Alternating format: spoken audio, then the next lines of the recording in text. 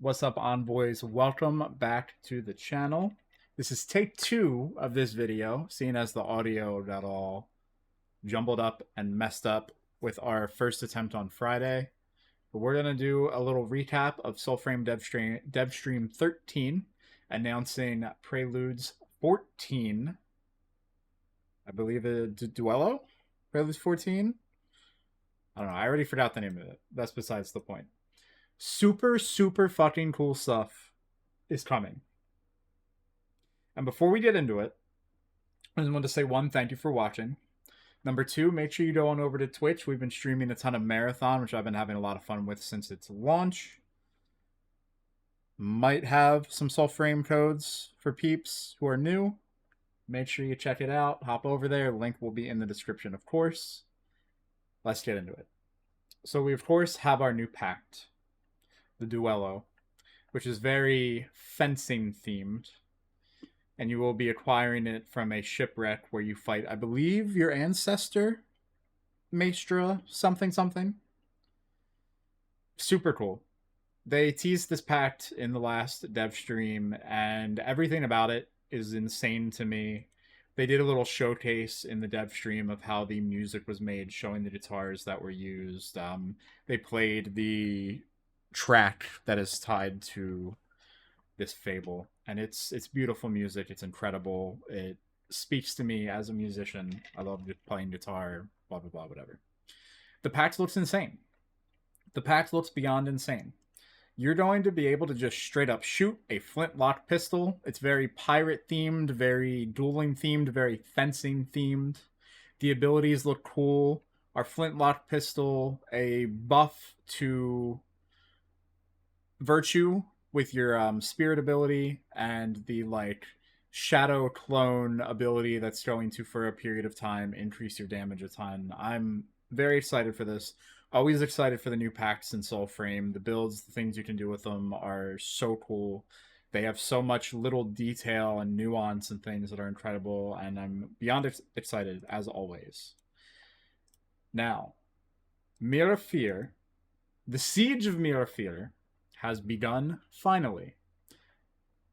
Another thing which I cannot wait for is this castle, this huge castle in the far northeast of the map, being open. The place has always looked beautiful. You've seen over the past couple preludes that things have been expanding more and more, and now it'll be a proper siege, and I believe it will be the highest level siege that we have available in the open world. Of course, if you go into Koga, that's different, but just base in the open world as it is, it should be the highest level siege. Now, one of the things you may notice in this gameplay is that rune charges work a little differently. If you're an experienced player, you'll maybe notice how that ring is functioning. They didn't go too in depth with that, but there's going to be some significant changes coming to how rune charges work. And I believe the way that they explained it was different ways to get charge besides just the RNG of a pull smite. I have no thoughts on that as of right now. I don't think we really have enough info to go on. That's one of those things that as it rolls out and they change it even more before we get the actual update, we'll just have to wait and see. But it's exciting. I'm very excited for the fact that they've been changing these core things more and more. They've been very willing to experiment and very willing to test things in ways you normally wouldn't experience in a lot of games. And that is one of the benefits and one of the nice things about playing in Preludes, playing with the pre-alpha, is you get to see these things form before your own eyes. It's incredible. It's super cool. It's a lot of fun. But I do think with each Preludes, we're inching closer and closer to the point where the game could launch or no longer be just in pre-alpha or Preludes, and it evolves to the next step. And I'm seeing it more and more as I play each update, each hotfix, each Prelude, getting closer and closer. So the other big thing, Orlick will now have a more significant role. Orlick will offer a lot more guidance and info and better onboarding for new envoys. You'll have obviously rewards you'll be able to get from him, which will be incredible if you're a newer envoy. If you've been playing for multiple preludes, you probably won't need them, but it's good that this is being implemented because a lot of these resources, newer envoys will be able to look at little by little and see what they do. They'll have better explanations for things in the world, and this is just another one of those things that is inching us closer and closer to the game being very, very fleshed out. So we have the Duello, Preludes 14. We have the new Fable, the Wreck of Maestra Carmo. Our new armor, the Maestra set, which I believe is the set here. The new Pact, of course. Duello, which looks very cool and I'm very excited to try out. Also, who's keeping track of how many times I say excited in this? Anyway. Our new Siege at the Mirafir, which is going to be beautiful. And our 5 new weapons there. Shout out Cenotaph Mask in Destiny. And this is kind of a preview of something coming in Preludes 15, but is a very big deal. And it is a massive rework to how smithing and weapons are going to work. I am very excited for this. I love random rolls on weapons. I love Borderlands, I love Destiny, so naturally, random rolls on weapons that maybe make a weapon that most people wouldn't look at into something that is very, very powerful is exciting to me. The pros of this are the fact that your standard and noble weapons, your 1 and 2 star weapons, will drop pre-built. And they say gear, so that probably means armor as well. And your standards and your nobles will have your qualities and quirks, your perks, your RNG rolls. They're planning to significantly slash crafting requirements, crafting times, so on and so forth. And fragments will mainly be a focus for Ancients gear, which is your 3 star, your highest rarity as of right now. I think this is going to overall be a good thing.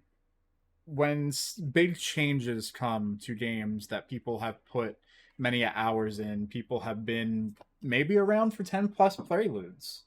Changes like this can receive some pushback. Some people get afraid of, this, that, or whatever.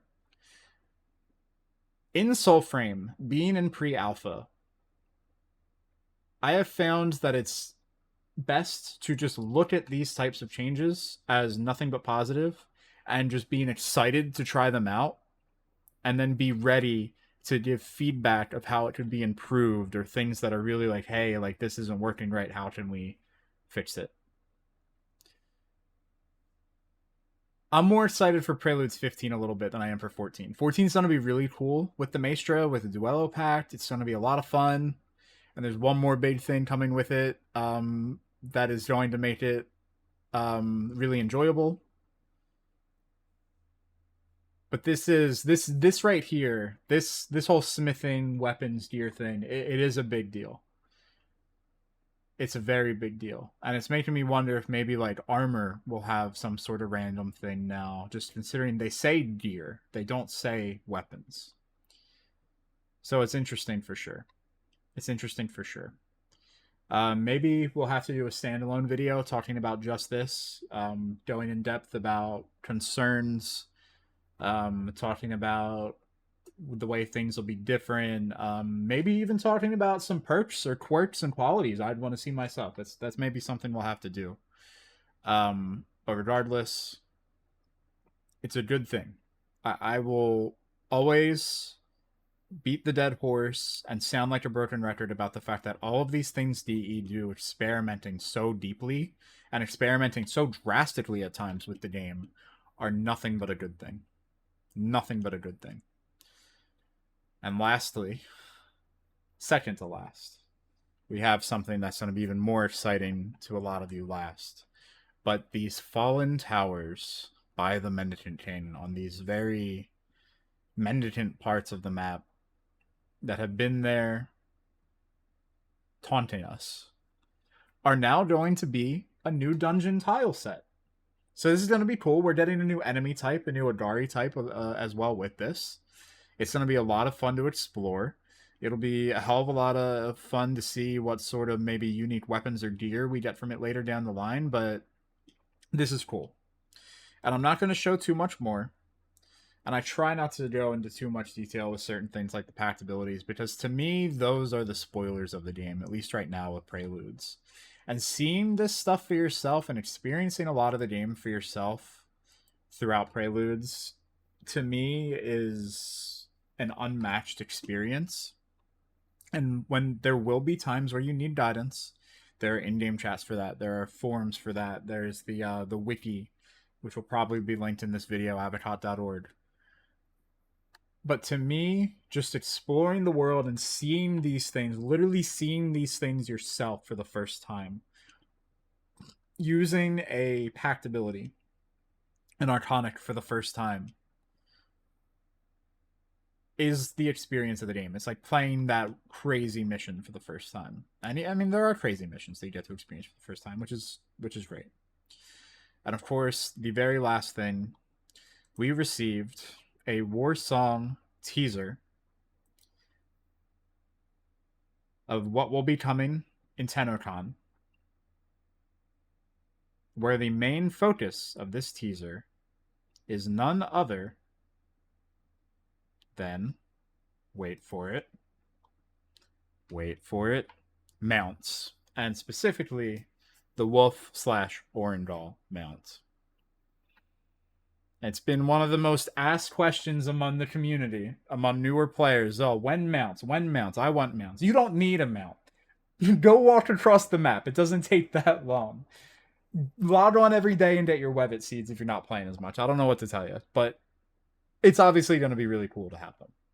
So yeah, that's DevStream 13. That is what is it? PAX East teaser from the Warframe presentation. Lots of exciting stuff coming.